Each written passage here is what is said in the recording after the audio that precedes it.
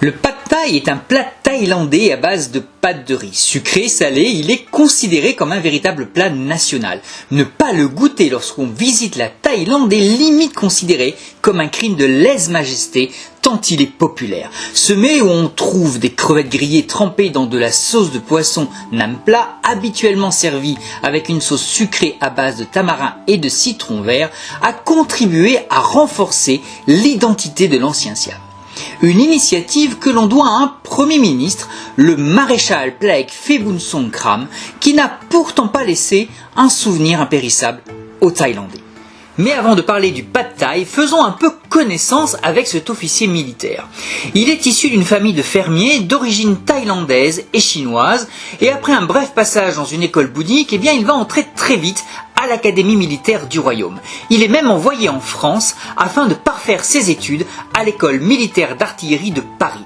Alors il faut savoir que les liens entre Bangkok et Paris sont très anciens et remontent au XVIIe siècle lorsqu'une ambassade est venue rendre visite à Louis XIV à Versailles. Un traité d'amitié ne sera pourtant que signé sous le Second Empire et qui sera renforcé plus tard sous la Troisième République, comme en témoigne la visite du maréchal Joffre en 1921, reçue avec un faste inouï par le roi Rama-VI. Mais pour l'heure, Plaek Phibuntsongkhram est juste un élève officier qui s'émerveille de l'esprit français, de cette modernité qui contraste avec le traditionnalisme suranné de la monarchie thaï. Il fréquente dans le 9e arrondissement de la capitale française d'autres étudiants réformistes. Alors ici on y parle de tout et même de renverser la monarchie absolue pour la remplacer par une autre plus constitutionnelle. Plaek Phibuntsongkhram ne le sait pas encore, mais son destin est alors en marche.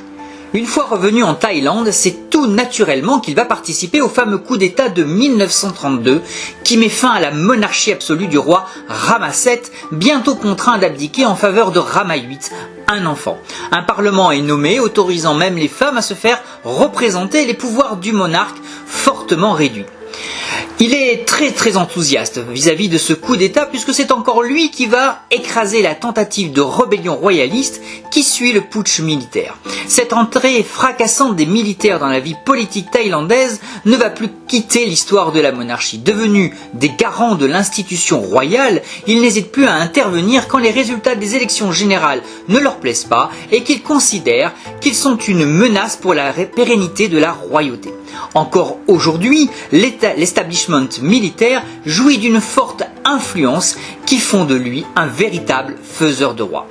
Plaek Phibuntsongkhram va bientôt se passer de la démocratie pour adopter les préceptes du fascisme alors que le pays connaît un nouveau putsch en 1938 qui lui permet de devenir le nouveau Premier ministre du royaume. Connu désormais sous le nom raccourci de Phibun, il entame alors la thaïfication du pays à travers un programme ultranationaliste qui réduit la monarchie à une simple institution sans pouvoir.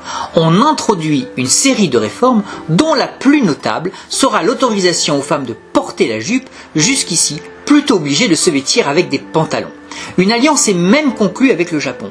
La Thaïlande sera d'ailleurs parmi les quelques pays à reconnaître l'indépendance du Manchukuo, vous savez cet état fantoche créé par l'Empire du Soleil Levant pour Puyi, dernier empereur de Chine. Le gouvernement va alors promouvoir l'utilisation de produits locaux au détriment de ceux venus de Chine qui inondent le marché. Cette politique va pourtant se heurter aux réalités de la Seconde Guerre mondiale. Le pays se retrouve alors face à une pénurie alimentaire. Plaek Phibuntsongkhram décide donc d'organiser un concours afin de mettre en valeur un plat national qui serait accessible à tous, facile à réaliser et peu cher et qui permettrait par la même occasion de réduire la consommation de riz, aliment essentiel aux Thaïlandais. Le but étant aussi de revigorer leurs fibres nationalistes. Et c'est donc le pad thai qui en sort vainqueur. Ordre est donné de le distribuer à tous avec le sourire et surtout interdiction de vendre des produits chinois sous peine d'être embastillés.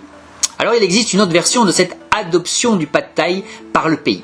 Une vérité historique bien moins romancée. En effet, il se trouverait qu'en réalité, celui qui est devenu entre-temps maréchal appréciait une version préparée par sa gouvernante du plat local de nouilles et qu'il avait décidé tout simplement de l'imposer comme plat national. Ironiquement, pourtant, ce mets n'a absolument rien de nouveau puisqu'il a été introduit dans le pays au cours du XVIIIe siècle par les Chinois. Certains y verront peut-être une amusante ironie de l'histoire. Plaek Phibunsongkhram Songkhram va subir les vicissitudes de la vie politique et doit renoncer au pouvoir en 1944, poussé vers la sortie. Alors surtout principalement en raison de ses rêves de grandeur qui commençaient à effrayer les autres officiers putschistes.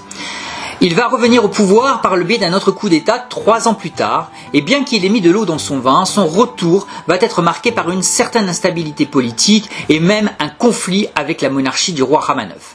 Finalement, il est à nouveau renversé par un putsch pro-royaliste et contraint à l'exil au Japon, où il meurt en 1964, âgé de 66 ans.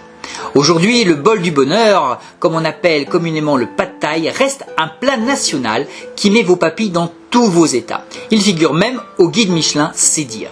Et si jamais vous partez en vacances en Thaïlande, n'hésitez pas à essayer cette révolution gustative qui est inscrite au patrimoine culinaire de l'ancien Siam. De quoi faire du plus intransigeant républicain un véritable royaliste. Yo, we rock on